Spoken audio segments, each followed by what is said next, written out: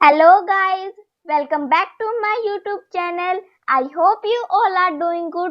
तो आज हम एक न्यू चैप्टर स्टार्ट करने जा रहे हैं क्लास 10th की जियोग्राफी का forest and wild life resources. इसमें हम बेसिकली देखने वाले हैं कि जो बायोडाइवर्सिटी है वो हमारे प्लेनेट पे कितनी है एंड किस तरीके से हम उनको कंजर्व नहीं कर पा रहे हैं। तो चलिए स्टार्ट करते हैं। स्टार्ट करने से पहले मैं आपको बता दूं कि इस लेक्चर में आपको बेसिकली सफिशिएंट नोट्स प्रोवाइडेड है। इन नोट्स को पढ़ के आप बहुत अच्छा स्कोर कर सकते हैं, 100 में से 99 स्कोर कर सकते हैं। अगर मैं आपको एक्सप्लेनेशन की बात करूं तो एक्सप्लेनेशन आपको एनसीईआरटी मिलेगी। यहाँ पे फुल एनसीईआरटी एक्सप्लेनेशन इस वीडियो में आपको मिलेगी। तो चलिए स्टार्ट करते हैं। सबसे पहले अगर हम इंट्रोडक्शन की बात करें तो जो हमारा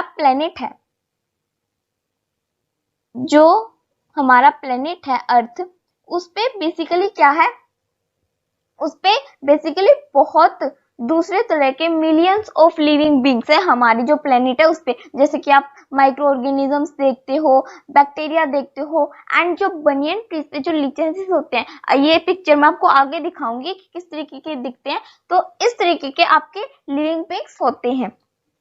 जैसे अगर हम फ्लोरा की बात करें तो ह्यूमन बीइंग के साथ साथ, ये आपको बात पता है, जो एनिमल्स होते हैं वो भी फ्लोरा पे डिपेंडेंट होते हैं। फ्लोरा फ्यूना की जो डेफिनेशन है वो आपको यानी कि उसमें दिक्कत होती होगी कि आप फ्लोरा में तो कुछ और लिख देते हैं एंड फ्यूना में इनका उल्टा पुल्टा लिख देते हैं। तो हम आगे उसको सीखेंगे।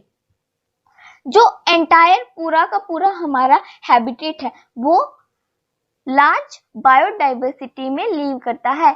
अब एक वर्ड है यहाँ पे बायोडाइवर्सिटी। बायोडाइवर्सिटी का मतलब क्या होता है?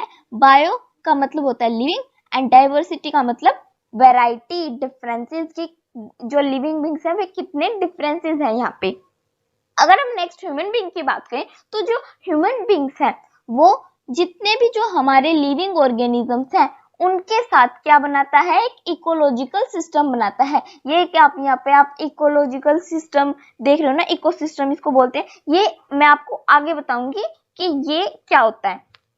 जो फॉरेस्ट है वो इकोलॉजिकली सिस्टम में क्या एक की रोल की तरह प्ले करता है। मैं आपको छोटा सा बता दूं, इकोसिस्टम होता है जो लिविंग बॉडी है जिसमें फिजिकल इन्वायरमेंट के साथ साथ लिविंग बींग्स भी मिलते हैं, उसको क्या बोला जाता है, इकोसिस्टम उसको बोला जाता है। जो फॉरेस्ट है वो प्राइमरी प्रोड्यूसर एंड जिसमें जितने भी जो लिविंग ऑर्गेनिजम्स होते हैं उन पे भी डिपेंड करता है, ये होता है। दैट मीन्स जो फॉरेस्ट है वो प्राइमरी प्रोड्यूसर होने के साथ साथ लिविंग बींग्स पे डिपेंड वो रहता है। ये आप देख सकते हो यहाँ पे ये लिचेंसेस है बनियन ट्रीज पे। नेक्स्ट कुछ टर्म्स हैं जो अगर आपको आगे जाके दिक्कत नहीं होगी वो मैं इसमें बताती हूँ। सबसे पहले बायोडाइवर्सिटी। बायोडाइवर्सिटी या फिर बायोलॉजिकल डाइवर्सिटी, इसमें मैंने आपको बताया कि बायो मीन्स जो जितने भी जो लिविंग बींग्स हैं वो किस पे, उसमें कितनी वेराइटीज हैं, कितने अलग अलग तरह के डिफरेंसेस हैं, वो उसको हम बायोडाइवर्सिटी बोलते हैं।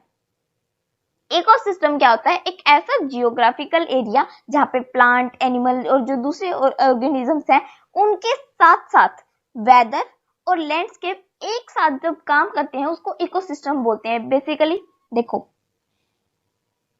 ये लिविंग बॉडी है, ठीक है। ये लिविंग बॉडी किसके साथ, जो फिजिकल इन्वायरमेंट है उसके साथ तब इंटरेक्ट करती है तो इसको क्या बोला जाता है, इको सिस्टम बोला जाता है। बायोडाइवर्सिटी में लिविंग में जो लिविंग बींग्स है उनमें कितनी वैरायटी है वो बायोडाइवर्सिटी, एंड इकोसिस्टम में जहाँ पे प्लांट एनिमल के साथ साथ जो वेदर है, जो फिजिकल इन्वायरमेंट है जैसे ऑक्सीजन हो गया, इसके साथ साथ जो लिविंग बींग्स जब मिलते हैं तो उसको इकोसिस्टम बोला जाता है। Next flora and fauna. जो फ्लोरा है वो प्लांट पॉपुलेशन पे रेफर करता है एंड जो फ्यूना है वो एनिमल पॉपुलेशन पे बिलोंग करता है। अब बात आई कि आप थोड़ा सा आपको डिफिकल्टी होती होगी, आप फ्लोरा में तो लिख देते हो एनिमल पॉपुलेशन एंड फ्यूना में आप लिखते हो प्लांट पॉपुलेशन। तो आप सिंपल सी देख लीजिए, जो फ्लोरा है उसमें क्या आ रहा है, FLO। आप अगर इसमें फ्लावर, आप फ्लावर से इसको लर्न कर सकते हो, flower FLOWER and flora FLORA। Flower तो किस में आएगा, बेसिकली प्लांट में ही आएगा, तो आप इसको लर्न कर सकते हो। Next, flora and fauna in India. अब हम देखेंगे कि जो हमारी जो इंडिया है उसमें कितने फ्लोरा है एंड कितने फ्यूना है।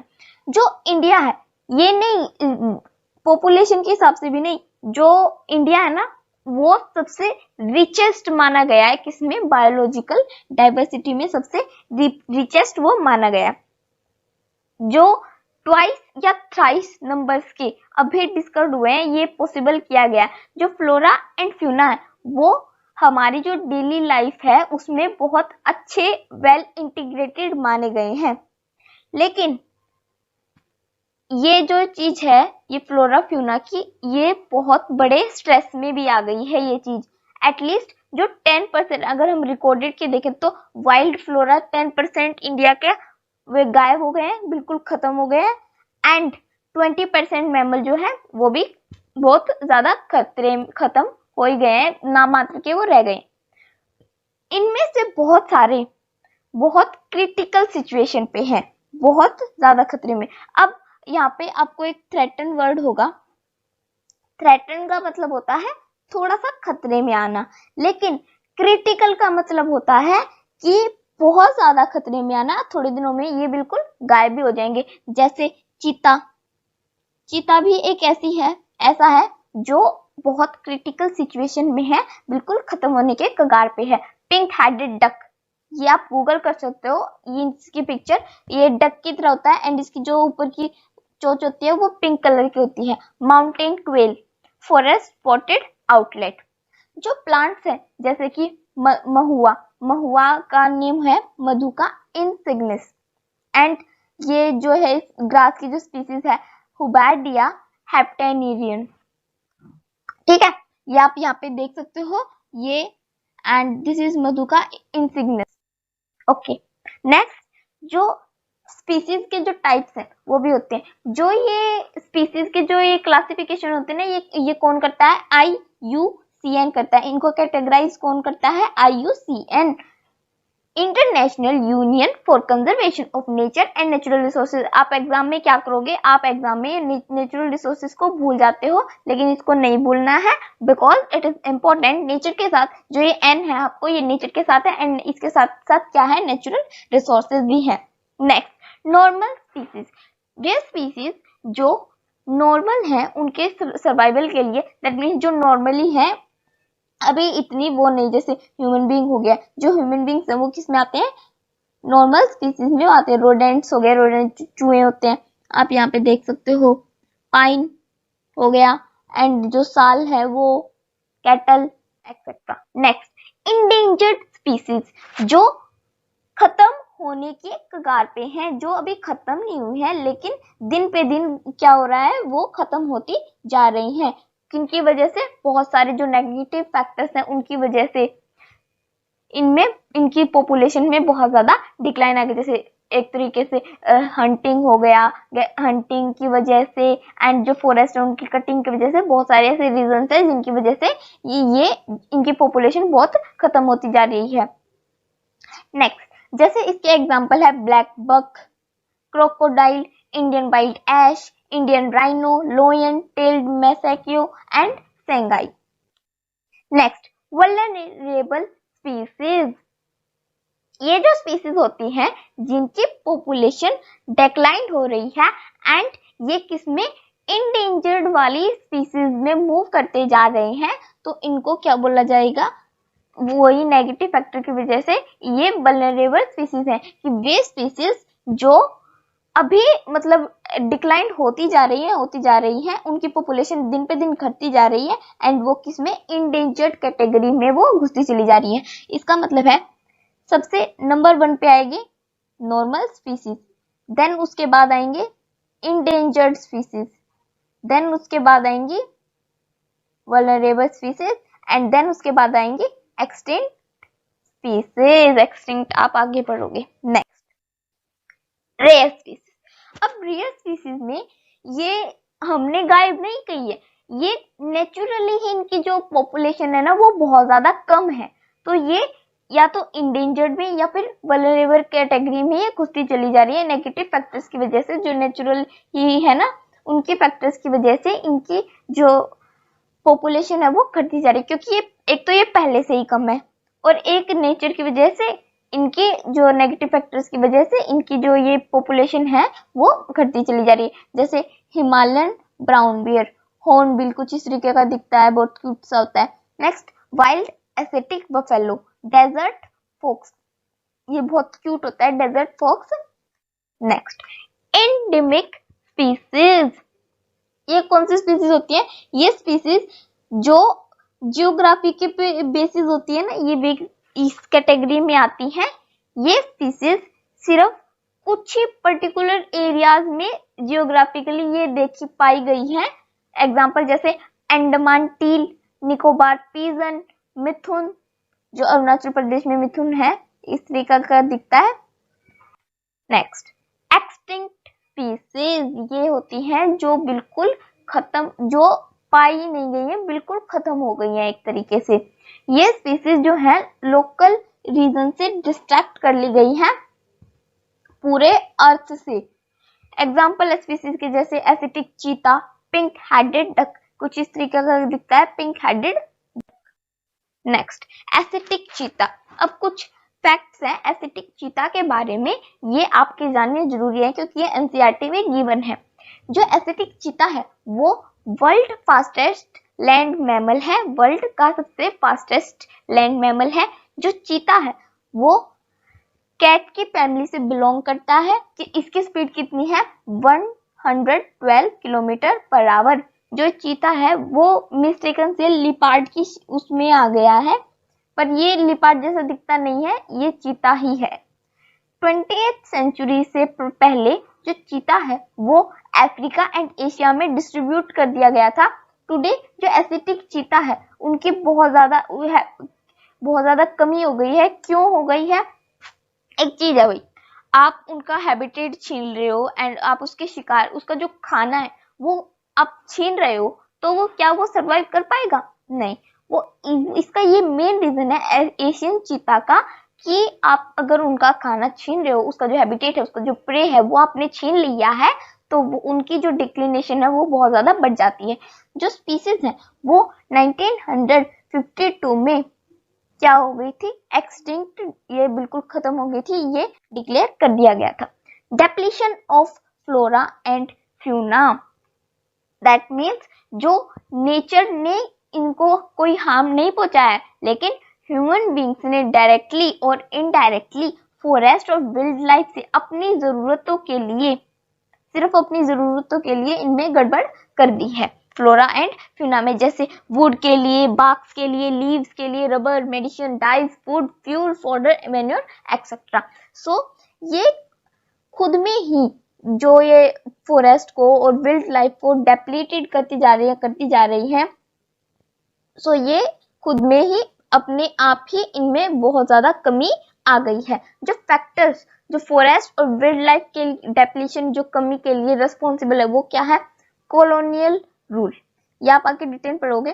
कॉलोनियल रूल क्या हुआ था? जो ब्रिटिशर्स है ना वो हमारे इंडिया में, पहले हमारा इंडिया जो है वो इतना रिचेस्ट कंट्री नहीं था। अब इसको सोने की चिड़िया बेशक बोला जाता है, लेकिन ये पहले इतना डेवलप नहीं था। जो ब्रिटिशर्स हैं उनको हमारे जो रिसोर्सेज हैं वो पसंद आए थे, इसलिए उन्होंने हमारी जो कंट्री है, जो हमारी इंडिया है, उस पर रूल किया था। एग्रीकल्चरल एक्सपेंशन क्या है? हमारी जो कंट्री है वो ज्यादातर 85% पॉपुलेशन जो है एग्रीकल्चर पे डिपेंडेंट है। तो क्या किया जा रहा है? फॉरेस्ट को काटा जा रहा है एंड उसको क्या बनाया जा रहा है? एग्रीकल्चरल एरिया बनाया जा रहा है। Grazing, mining, development, shifting, cultivation and fuel wood collection, ये आप आगे पढ़ोगे। सबसे पहले कॉलोनियल रूल। कॉलोनियल रूल के बारे में देखेंगे हम। जो ग्रेटेस्ट डैमेज है इंडियन फॉरेस्ट, जैसे कि मैंने आपको बताया क्या हुआ, रेलवेज का एक्सपेंशन हो गया, देन एग्रीकल्चर का, then commercial and scientific forestry का, माइनिंग एक्टिविटी, जो माइनिंग की जो एक्टिविटीज है ना उनका। माइनिंग क्या होता है वो मैं देखो क्या होता है, ये फॉरेस्ट है, सॉरी मेरी ड्राइंग यहाँ पे अच्छी नहीं, पेन वर्क कर रहा है, बट आपको समझने के लिए काफी। ये माइनिंग है, इसके नीचे ये सॉरी फॉरेस्ट है एंड इसके नीचे क्या है, माइनिंग है। तो माइनिंग को भाई आपको माइनिंग चाहिए है तो आपको क्या करना पड़ेगा, ये फॉरेस्ट ये जो है ये डिगिंग करनी पड़ेगी फॉरेस्ट में। तो इसके लिए भी जो फॉरेस्ट है उनको क्या किया जा रहा है, बहुत ज्यादा काटा जा रहा है। एग्रीकल्चरल एक्सपेंशन 1947 में, इसके बाद ये सबसे मेन कॉज बन गया है फॉरेस्ट रिसोर्सेज के डैमेज का। 1951 में से लेकर 1980s में आप देख सकते हो 26,200 स्क्वायर किलोमीटर फॉरेस्ट एरिया का किस में कन्वर्ट कर दिया है, एग्रीकल्चरल लैंड में कन्वर्ट कर दिया गया है, क्योंकि जो ज्यादातर जो पॉपुलेशन है वो किस पे डिपेंडेंट है, वो एग्रीकल्चर पे डिपेंडेंट है। Next, shifting agriculture. Shifting agriculture को jhuming and slash and burn बोला जाता है। जैसे जो एक ट्री है, देखिए ये ट्री है, मान लीजिए दिस इज योर ट्री। तो इस ट्री में बेसिकली जो ये ट्री है ना, इसका कुछ पार्ट जो है वो आप लेके एंड इसको फिर आप जला देते हो, देन इसको बोला जाता है स्लैश एंड बर्न एग्रीकल्चर। ये तरीके जो ये आप 10th क्लास में एग्रीकल्चर वाले चैप्टर में आप इसको पढ़ने वाले हो। तो जो ट्राइबल पीपल थे ना, वो जो नॉर्थ स्पेशली नॉर्थ जो नॉर्थ ईस्टर्न है एंड सेंट्रल इंडिया में यहाँ पे रहा करते थे, तो वो क्या करते थे, वो फॉरेस्ट का थोड़ा सा शिफ्टिंग कल्टीवेशन वहाँ पे करते थे एंड जो बाकी का रीजन छोड़ के वो दूसरे पेड़ पे वो चले जाते थे। नेक्स्ट, डेवलपमेंट प्रोजेक्ट 1951 में 5,000 स्क्वायर किलोमीटर फॉरेस्ट का किसके लिए, रिवर वैली प्रोजेक्ट के लिए क्लियर गया था। तभी नर्मदा बचाओ आंदोलन स्टार्ट किया था। जो फॉरेस्ट है, clearing of forest is still continuing with project like Narmada Sagar project in Madhya Pradesh. Madhya Pradesh में जो नर्मदा सागर प्रोजेक्ट है, इसके लिए भी ये कंटिन्यू किया था यहाँ पे। Next, mining. माइनिंग भी एक सबसे दूसरा इम्पोर्टेंट क्या है, फैक्टर है which is responsible for depletion of flora and fauna. जो बक्सा टाइगर रिजर्व है किसमें, वेस्ट बंगाल में, seriously threatened by the ongoing of dolomite mining. Dolomite एक तरह की माइनिंग है, ये एक नेम है जो आपको लर्न रखना है। माइनिंग किस तरीके से होते हैं मैंने आपको पहले बताया। इसमें क्या है, तो इसके लिए भी जो ये मेन रीजन है, माइनिंग के लिए भी फॉरेस्ट को क्या किया जा रहा है, काटा जा रहा है। तो इसकी वजह से जो बहुत सारे जो इंडियन एलिफेंट्स हैं वो माइग्रेशन कर रहे हैं। माइग्रेशन होता है आप यहाँ पे लीव कर रहे हो तो आपको यहाँ पे स्पेसिफिक नीड नहीं हुई, तो एक प्लेस से दूसरी प्लेस पे अब फिर क्या हुआ, आपने अपनी प्लेस चेंज कर दी और आप कहीं और रहने लग गए। इसको माइग्रेशन बोल रहा है कि एक प्लेस से जब आप दूसरी प्लेस पे जाते हो तो उसको माइग्रेशन बोलते हैं। Next, grazing and fuelwood collection. Over grazing जो है वो फॉरेस्ट और सोइल इरोजन को डिस्ट्रैक्ट करने का सबसे मेन रीजन है, लेकिन जो फ्यूल फोल्डर है ना, फ्यूल का जो फोल्डर है वो सबसेंट्रियल पार्ट में उसकी लूपिंग के लिए डिमांड रखी है, रादर जो पूरा ट्रीज है। क्या होता था, जो पहले के जो ट्राइबल पीपल होते थे ना, वो पूरा फॉरेस्ट है ना उसको कट नहीं करते थे, वो सबसेंट्रियल पार्ट को कट करते थे उनके जो उनका जो खाना है उसके लिए। लूपिंग क्या होता है, जैसे कि एक पेड़ है, दिस इज योर ट्री, इस ट्री का आपने कुछ पार्ट जो है वो ले लिया, फिर आप क्या हुआ, आप दूसरे पेड़ पे चले गए, फिर उसका कुछ पार्ट लिया आपने, फिर आप तीसरे पेड़ पे चले गए, तो इस तरीके से वो चले गए, तो फिर इसमें कुछ इतना ज्यादा जो फॉरेस्ट है उनमें डिप्लीशन इतना ज्यादा नहीं होता था, क्योंकि एक जो ट्राइबल पीपल है अगर वो खुद के ही अपने घर को, फॉरेस्ट उनका घर होता था, अगर वो अपने खुद के घर को ऐसे खत्म कर देंगे तो ऐसे तो प्रॉब्लम हो जाएगी, तो इस तरीके से वो नहीं करते थे। Next, hunting, forest fire, overpopulation, unequal access, environment, population and habitat destruction, ये सभी जितने भी जो फैक्टर हैं ये इंडिया की बायोडाइवर्सिटी को क्या करते थे, डिक्लाइन करते थे। आप इनके बारे में अगर कोई 5 मार्क का क्वेश्चन आता तो आप इनके बारे में थोड़ा थोड़ा लिख सकते हो। हंटिंग करते थे, जो ये पीपल हैं वो हंट करते थे, देन फॉरेस्ट को आग लगा देते थे, बहुत ज़्यादा पॉपुलेशन की वजह से भी हुआ है, एंड इन्वायरमेंटल पॉपुलेशन की वजह से, जो इन्वायरमेंट पोल्यूशन है उसकी वजह से भी, एंड हैबिटेट के डिस्ट्रक्शन से भी इसका फैक्टर ये रिस्पॉन्सिबल है। ओवर पॉपुलेशन, अगर हम ओवर पॉपुलेशन की बात करें तो वर्ल्ड का जो 3rd पार्ट है वो ओवर सिटीज में इन्वायरमेंटल डिग्रेडेशन का सबसे मेन कोज है। अगर हम बात करें कि जो ज़्यादा डेवलप्ड कंट्रीज होती है ना, जैसे अमेरिका हो गया, वो ज़्यादा डेप्लीट करती हैं किनको, फ्लोरा एंड फ्यूना को। क्यों करती हैं? क्योंकि जैसे वो डेवलप्ड है तो वो रिसोर्सेज का ज़्यादा यूज़ करेंगे, तो हुआ ना फ्लोरा एंड फ्यूना में डिक्लाइन। तो जो अमेरिका है वो जो ये सोमालियन है, ये इतनी ज़्यादा डेवलप्ड कंट्री नहीं है जितनी अमेरिका है। तो जो ये अमेरिका है ये 40 टाइम्स सोमालियन का कंज्यूम करती है किनको, रिसोर्सेज को। तो अगर हम रिच और पुअर की बात करें, ये भी मेन कॉजेज है इन्वायरमेंटल डिग्रेडेशन का। जो रिच का 5% जो है वो पुअर के 25% जितना, 5% रिचेस्ट का एंड 25% किसका, पुअर का, किसके लिए रिस्पॉन्सिबल है, इन्वायरमेंटल वेलबींग के लिए ये रिस्पॉन्सिबल है। नेक्स्ट एक फैक्ट है, did you know that half of Indian natural forests are gone, 1/3 of its wetland drained out, 70% of its surface water body polluted, and 40% of its mangroves wiped out.